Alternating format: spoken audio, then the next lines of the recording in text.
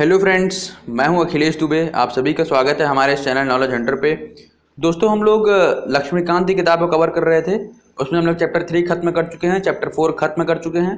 अब चैप्टर 4 को खत्म करने के बाद प्रीलिम्स बूस्टर का जो वो सीरीज़ है, हर एक चैप्टर के बाद जो आता है जिसमें हम लोग प्रीलिम्स से क्वेश्चन को डिस्कस करते हैं, उसको देखेंगे। और चैप्टर है हमारा प्रीएम्बल ऑफ द कॉन्स्टिट्यूशन।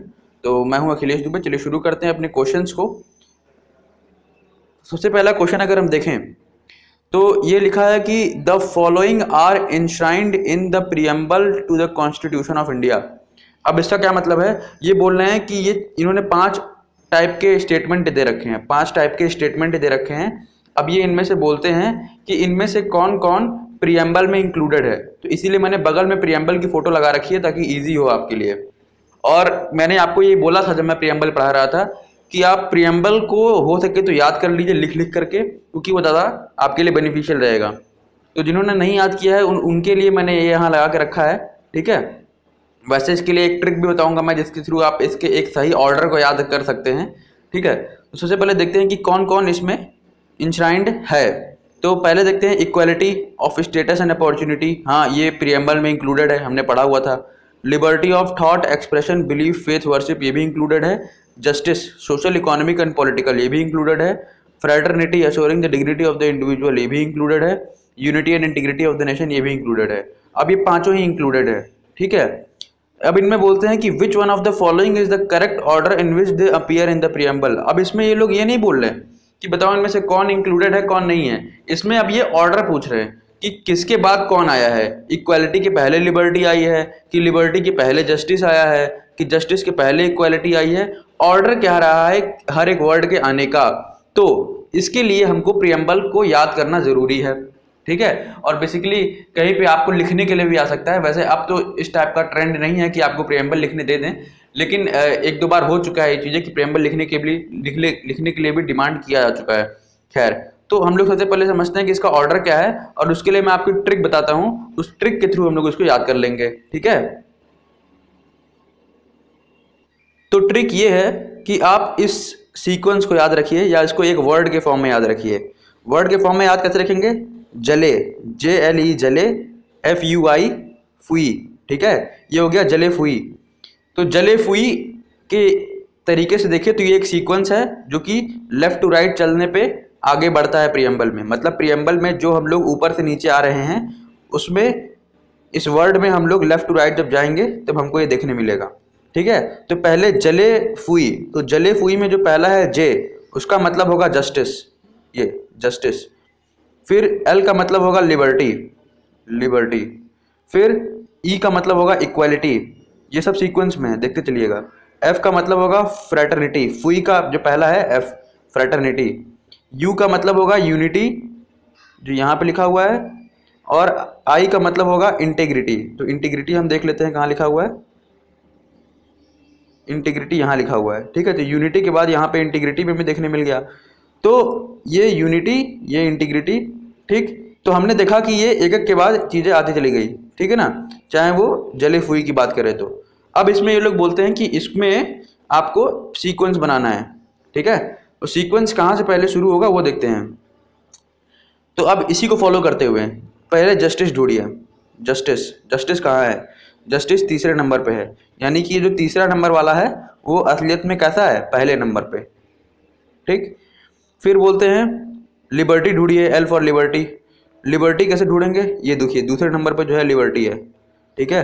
तो दूसरे नंबर पे जो है वो दूसरा नंबर ही लिबर्टी आएगा। मतलब दूसरा नंबर जो यहाँ दिया हुआ स्टेटमेंट में वो हमारा सीक्वेंस में भी दूसरे नंबर पे आ रहा है। फिर इक्वालिटी देखें तो इक्वालिटी हमारा आ रहा है पहले नंबर पे, और ये असलियत में इसका नंबर होगा तीसरा, ठीक है। तीसरा नंबर हो गया इसका, ओके। फिर एफ फॉर फ्रेटर्निटी, फुई में, तो ये हो जाएगा हमारा चौथे नंबर पे, ठीक है। फिर unity and integrity of India, ये हमारा 5वें नंबर पे आएगा, ठीक है, जो कि एक्चुअली 5वें नंबर पे है,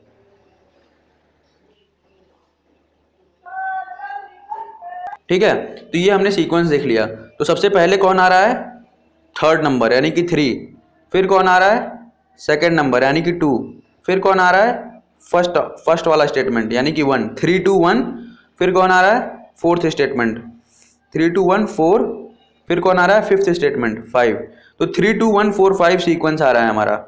अब देखिए 3 2 1 4 5 कौन सा ऑप्शन में है, ए ऑप्शन में है, बी ऑप्शन में है, सी ऑप्शन में है कि डी ऑप्शन में है। 3 2 1 4 5 हमारा सीक्वेंस होगा, 3 2 1 4 5, ठीक है। तो 3 2 1 4 5 हमारा ऑप्शन बी में आ रहा है, तो ऑप्शन बी इज करेक्ट, ठीक है। एक बार फिर से मैच कर सकते हैं आप सीक्वेंस को, ठीक है ना, पॉज करके वीडियो को, अगर थोड़ा टाइम लेना है समझने में तो ले सकते हैं। और 3 2 1 4 5 जो है हमारा सीक्वेंस है। अगले क्वेश्चन पे चलते हैं।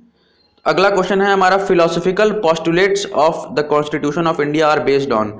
अब हमने जो है, जब हम लोग प्रियम्बल का फर्स्ट पार्ट देख रहे थे उसी में हमने देख लिया था कि हमारा प्रियम्बल के जो फिलोसफिकल पोस्टुलेट हैं वो एक ऑब्जेक्टिव रिजोल्यूशन करके चीज़ थी जिसको पंडित जवाहरलाल नेहरू ने पास किया था, ठीक है। तो उस ऑब्जेक्टिव रिजोल्यूशन के बेसिस पर ही ये कॉन्स्टिट्यूशन ऑफ इंडिया का जो प्रियम्बल है ये निकला है। तो ऑब्जेक्टिव रिजोल्यूशन यानी कि सेकंड ऑप्शन ये सही है हमारा, ठीक है। आपको अगर इसमें कंफ्यूजन हो रही है कि ऑब्जेक्टिव रिजोल्यूशन क्या है तो आप हमारे फर्स्ट पार्ट को जाकर के देख सकते हैं। तो ये ऑब्जेक्टिव रिजोल्यूशन बेसिकली एक टाइप का रिजोल्यूशन था जो कि पंडित जवाहरलाल नेहरू ने पास किया था, ठीक है, प्रियम्बल के लिए। तो इसी को हम लोगों ने प्रियम्बल में ले लिया। उनका मोटिव प्रियम्बल के लिए इसको पास करना नहीं था, जब कॉन्स्टिट्यूशन बना तो इस चीज को प्रियम्बल में डाल लिया गया। फिर third question, preamble to the constitution of India is. अब प्रियम्बल का क्या सिग्निफिकेंस है, क्या इंपॉर्टेंस है कॉन्स्टिट्यूशन के लिए, वो देखिए। तो सबसे पहले एक ऑप्शन उन्होंने दिया है कि preamble is not a part of constitution. तो ये हम सेकंड पार्ट में देख चुके हैं कि प्रियम्बल तो पार्ट है कॉन्स्टिट्यूशन का, जैसा कि केशवानंद भारती केस में 1973 में सुप्रीम कोर्ट ने रूल आउट किया है, ठीक है, रूल किया है कि मतलब preamble is part of constitution, it is an integral part of constitution, ऐसा LIC का केस में भी बोला है, ठीक है। दूसरा, तो ये ऑप्शन तो गलत है खैर, ठीक। दूसरा option, a part of the constitution, ठीक है, मतलब पार्ट तो है कॉन्स्टिट्यूशन का, चलिए ये इतना पार्ट सही है कि पार्ट ऑफ द कॉन्स्टिट्यूशन है, ठीक है। अब बट लगा दिया इन्होंने, बट क्या आगे लिखते हैं, it neither confers any power nor impose any duties. अब ये भी बात इन्होंने सही कही है कि ना ही ये कोई पावर देता है लेजिस्लेचर को, ना किसी और बॉडी को, ना ही ये किसी बॉडी पे अपनी ड्यूटी इम्पोज करता है कि तुम्हें ये करना है या ये करना है, ठीक है। ये भी बात बिल्कुल सही है, ये भी बात बिल्कुल सही थी कि पार्ट ऑफ कॉन्स्टिट्यूशन है। अगला पार्ट है क्वेश्चन का, nor can it be of any use in interpreting other provisions of the constitution. अब ये बोलते हैं कि ना ही इसका कोई इस्तेमाल है कि हम लोग संविधान के किसी और प्रोविजन को इंटरप्रेट कर सकें। अब ये तो इन्होंने बहुत बड़ी गलती कर दी इस स्टेटमेंट में, ये गलत है स्टेटमेंट का ये आखिरी वाला पार्ट, कि इसको हम लोग कॉन्स्टिट्यूशन के, संविधान के प्रावधानों को समझने के लिए इस्तेमाल नहीं कर सकते प्रियम्बल को। ये गलत स्टेटमेंट है, ये चीज़, ये पार्ट में, स्टेटमेंट में ये पार्ट गलत है। क्यों गलत है? क्योंकि प्रियम्बल का मोटिव ही ये है कि कॉन्स्टिट्यूशन को उसकी लाइट में देखा जाए। कोई नया लॉ आता है तो वो प्रियम्बल के स्ट्रक्चर के अंदर ही होता है, इक्वालिटी पे, जस्टिस पे, फ्रेटर्निटी पे, इन्हीं सभी चीज़ों पे वो बेस्ड होता है। वो कोई अलग बेसिस के थ्रू नहीं लॉ आता है। तो कॉन्स्टिट्यूशन के प्रोविजन को स्टडी करने के लिए प्रियम्बल बहुत ज़्यादा इंपॉर्टेंट है। तो ऑप्शन बी काफ़ी हद तक अभी सही चल रहा था। इसके सारे के सारे part, that it is a part of constitution, it does not confer any power and nor impose any duties, ये भी सही था। पर ये जो आखिरी चीज इन्होंने लिख दी कि nor it can be of any use in interpreting other provision of the constitution, this got to be wrong, ये भी ऑप्शन ही अब ये रॉन्ग हो चुका है। फिर आगे लिखते हैं ये लोग अगले ऑप्शन में, अ part of the constitution and can be of use in interpreting other provision of the constitution in cases of ambiguity. Ambiguity का मतलब है कि अगर थोड़ा सा भी संदेह हो रहा है दिमाग में कि ये प्रावधान कॉन्स्टिट्यूशन का गलत है या फिर इसकी धारा क्या है, किस बेसिस पे आया है, तो हम लोग प्रियम्बल के थ्रू उसको इंटरप्रेट कर सकते हैं। और इसी के लिए प्रियम्बल बनाया गया था कि किसी भी कॉन्स्टिट्यूशन के प्रोविजन को इंटरप्रेट करने के लिए उसकी लाइट में ही देखा जाए, प्रियम्बल की लाइट में। तो ये option C is correct. Option D पढ़ें तो a part of the constitution, ये तो सही है, कॉन्स्टिट्यूशन का पार्ट है। And it confers and imposes duties as any other provision of the constitution, ये पार्ट गलत हो गया इनका, दूसरे वाले का। मतलब इसको इस सेंटेंस के पार्ट का, सेंटेंस का जो सेकंड पार्ट है कि वो पावर देता है किसी भी बॉडी को, किसी बॉडी को ड्यूटी देता है, ये गलत है। ये हम लोग अपने पार्ट्स में पढ़ चुके हैं, सेकंड पार्ट में, फर्स्ट पार्ट में पढ़ चुके हैं कि preamble is not a source of power to legislature or any other body. ठीक है, तो हमारा एक ऑप्शन यहाँ सही बैठ के आ रहा है और वो है ऑप्शन सी। तो हमको यहाँ पर जो ऑप्शन मार्क करना है वो है ऑप्शन सी, और इसी तरीके से बारीकी से पढ़ पढ़ के हर एक ऑप्शन को आपको ऑप्शन मार्क करने होंगे। ठीक है, अब बोलते हैं इनमें से कौन सा स्टेटमेंट सही है। तो आपको सही स्टेटमेंट चूज करना है और आप उसके बाद क्वेश्चन को बना पाएंगे। तो अगर हम बात करें तो बोलते हैं कि जो प्रियम्बल है हमारे इंडियन कॉन्स्टिट्यूशन का, वो ये बोलता है कि हमारे जो पीपल ऑफ इंडिया हैं, भारत के लोग हैं, उन्होंने रिजोल्यूशन लिया है, मतलब ऐसा रिजोल्यूशन लिया है प्रियम्बल ने भारतवासियों के लिए कि वो उसके सिटीजन्स के लिए ये चीज़ें सिक्योर करेगा। क्या क्या चीज़ें, वो इन ऑप्शंस में दी हुई हैं। तो उन ऑप्शंस को पढ़िए और बताइए कि क्या ये प्रियम्बल में दिया हुआ है। तो देखते हैं, सबसे पहले लिखा है freedom of residence anywhere in the country. आपको कंट्री में रहने की आज़ादी है कहीं भी। ये बात तो सही है कि आपके पास फ्रीडम ऑफ रेजिडेंस है, लेकिन ये फंडामेंटल राइट में दिया हुआ है। जब फंडामेंटल राइट आप पढ़ेंगे तब वहाँ आप पढ़ेंगे इस चीज़ को। तो इस कंटेक्स्ट में कि ये प्रियम्बल में दिया हुआ है, उस कंटेक्स्ट में ये ऑप्शन गलत है। ठीक है, फिर ये देते हैं कि भाई right to establish and administer educational institutions of choice, ये भी हमारा फंडामेंटल राइट में दिया हुआ है आर्टिकल 30 में। ठीक है, तो ये हमारे लिए इस कंटेक्स्ट में, प्रियम्बल कंटेक्स्ट में गलत है। ठीक है, ये प्रियम्बल में नहीं दिया हुआ। अगली चीज देते हैं liberty of belief faith and worship. ठीक है, हमने लिबर्टी के बारे में जब पढ़ा था प्रियम्बल में, तो हमने वहां पढ़ा था कि बिलीफ फेथ और वर्शिप के साथ साथ थॉट और एक्सप्रेशन भी है। ठीक है, हालांकि इन्होंने ये कोई चीज गलत नहीं लिखी है कि liberty of faith belief and worship, ये प्रियम्बल में बेशक दिया हुआ है और इसलिए ये ऑप्शन हमारा सही है। कौन सा, ऑप्शन सी। ठीक है, अब अगली चीज right to education at primary level. Primary level पर राइट टू एजुकेशन होगा क्या, तो आंसर है हाँ, होता तो है, लेकिन ये ऑप्शन इस कंटेक्स्ट में गलत है कि ये प्रियम्बल में दिया हुआ है। ठीक है, तो एक ऑप्शन जो हमारे लिए सही आता है वो है option C, and this is the very correct answer. तो अगर ये चीज, हाँ वैसे अगर आपको ये हेल्पफुल लग रहे हैं सारे क्वेश्चंस, तो आप हमारे चैनल को सब्सक्राइब कर लीजिएगा, तो लाइक करिए हमारे वीडियो को। ठीक है, तो चलिए अगले क्वेश्चन पे चलते हैं, जो कि हमारा 5वां क्वेश्चन है। तो 5वें क्वेश्चन में देखें तो लिखते हैं कि इकोनॉमिक जस्टिस। अब देखिए, हम लोगों ने जस्टिस जब पढ़ा था प्रियम्बल में, तो इसके 3 एस्पेक्ट बड़े डिटेल में पढ़े थे। एक था सोशल जस्टिस, एक है इकोनॉमिक जस्टिस, और एक है कौन सा, पॉलिटिकल जस्टिस। ठीक है, तो सोशल, इकोनॉमिक और पॉलिटिकल जस्टिस के बारे में हमने बहुत डिस्टिंग्विश तरीके से पढ़ा था। सोशल जस्टिस में हम लोगों ने काफ़ी चीज़ें पढ़ी, इकोनॉमिक में भी पढ़ी थी, पॉलिटिकल में भी पढ़ी थी। इनका मतलब क्या होता है ये भी पढ़ा था।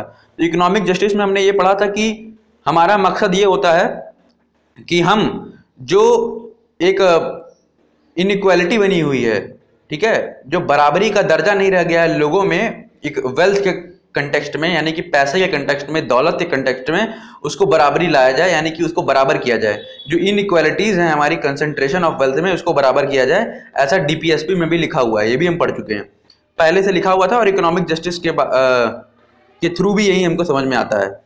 ठीक है, तो इसमें यह है कि मतलब वेल्थ बराबर डिस्ट्रीब्यूट होनी चाहिए, that is called economic justice. ठीक है, अब बाकी अगर चीज़ें देखें तो ऑप्शंस क्या क्या दिए हैं उसके हिसाब से समझते हैं। तो ये लिखते हैं कि इकोनॉमिक जस्टिस का मतलब ये है कि ये कुछ ऑप्शन है, इनमें से क्या मतलब है आपको समझना है और वही ऑप्शन मार्क करना है। तो पहला ऑप्शन है इक्वल डिस्ट्रीब्यूशन ऑफ वेल्थ। अब ये तो सही है, इकोनॉमिक जस्टिस का यही मतलब होता है। अगला ऑप्शन देखते हैं economic in the administration of justice. नहीं, ये तो गलत है, क्योंकि ऐसा कोई मतलब हमारे इकोनॉमिक जस्टिस में हमने पढ़ा था कि नहीं है। सोशियो इकोनॉमिक रिवॉल्यूशन, क्रांति करने की भी बात नहीं कही जा रही थी। ठीक है, वो बस इकोनॉमिक जस्टिस को क्रिएट करना चाहते हैं। Chief justice to the poor, गरीबों को सस्ता जस्टिस मिले, ऐसा भी कहीं नहीं लिखा है प्रियम्बल में। ठीक है, ऐसा जो प्रियम्बल में चीज़ लिखी हुई है इकोनॉमिक जस्टिस का कि गरीबों को जस्टिस मिले, ऐसा कोई चीज़ जो है इंटरप्रेट नहीं किया गया है by the supreme court of India. हाँ, chief justice to the poor, ये जो है हमें directive principle of state policy में देखने मिलेगा जब हम पढ़ेंगे आर्टिकल 39A में, आगे पढ़ेंगे तो उसके थ्रू नालसा का और जो बाकी ऑर्गेनाइजेशन है, जैसे कि लीगल सर्विसेज अथॉरिटीज जो एक्ट आया है हमारा सुप्रीम कोर्ट को लेकर के, हाई कोर्ट की एज एन इंस्टीट्यूशन लेकर के, लोक अदालत की फॉर्मेशन, तो ये सब chief justice to the poor में काम आ रहे हैं। लेकिन ये ऑप्शन प्रियम्बल के कंटेक्स्ट में गलत है। एक जो सही है वो है इक्वल डिस्ट्रीब्यूशन ऑफ वेल्थ। ठीक है, this is meant by economic justice. Okay, तो ये हमारा 5वां क्वेश्चन हो गया। छठा क्वेश्चन देखते हैं।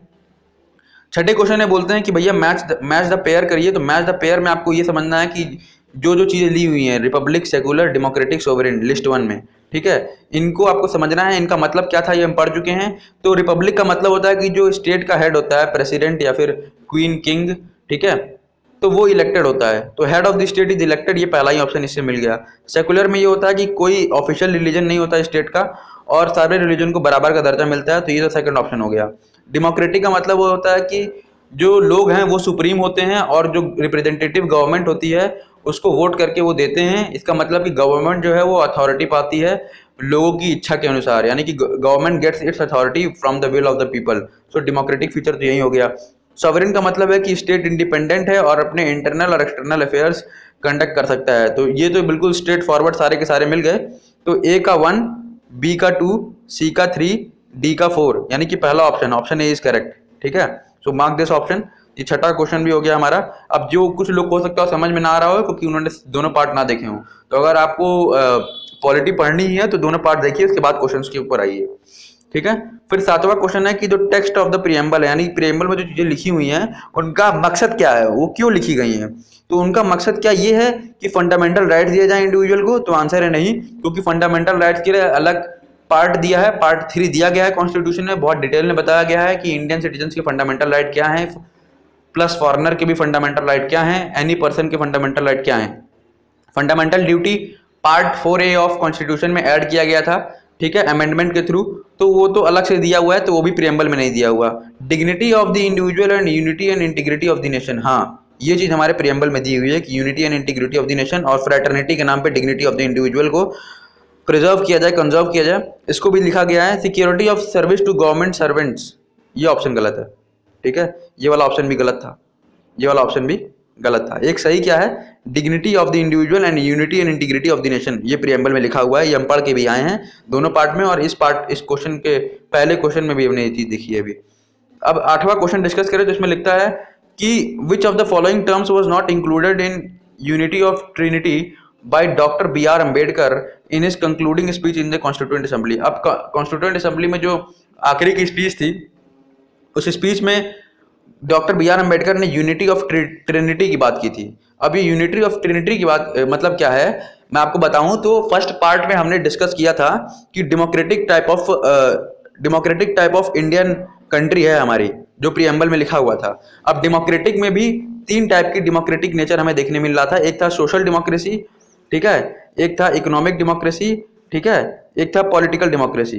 तो हम लोगों ने तीनों टाइप की डेमोक्रेसी के बारे में बहुत डिटेल में पढ़ा था। सोशल डेमोक्रेसी में डॉक्टर B.R. अम्बेडकर जी ने कहा था कि 3 चीजें होनी बहुत ज्यादा जरूरी हैं अगर हमको सोशली डेमोक्रेटिक इंडियन स्टेट बनाना है। तो वो 3 चीजें क्या थी, लिबर्टी, इक्वालिटी और फ्रैटर्निटी, यानी कि भाईचारा, बराबरी का दर्जा और आज़ादी। ये तीनों चीज़ें अगर होती हैं तो हमारे समाज में लोकतंत्र की स्थापना बहुत आसानी से हो जाएगी। ये तीनों चीज़ों में ऐसा डॉक्टर B.R. अम्बेडकर जी ने कहा था। तो ये बोल रहे हैं कि यूनिटी ऑफ ट्रिनिटी में कौन कौन सी 3 चीज़ें थी। तो मैंने आपको रिवीजन तो करा ही दिया है अभी यहाँ पर, तो देख लेते हैं कौन कौन सी चीज़ें थी। लिबर्टी था, इक्वालिटी था और फ्रैटर्निटी था। क्या नहीं था, फ्लेक्सिबिलिटी नहीं था। अब इन्होंने यहाँ लिखा हुआ है which of the following terms was not included, देखिएगा यहाँ पे नॉट इंक्लूडेड, हाँ, इसलिए ये ऑप्शन बी सही होगा यहाँ पे, क्योंकि फ्लेक्सिबिलिटी इंक्लूडेड नहीं था, इसलिए क्या हो गया, option B is correct. Okay, फिर अगला चीज है the word socialist and secular.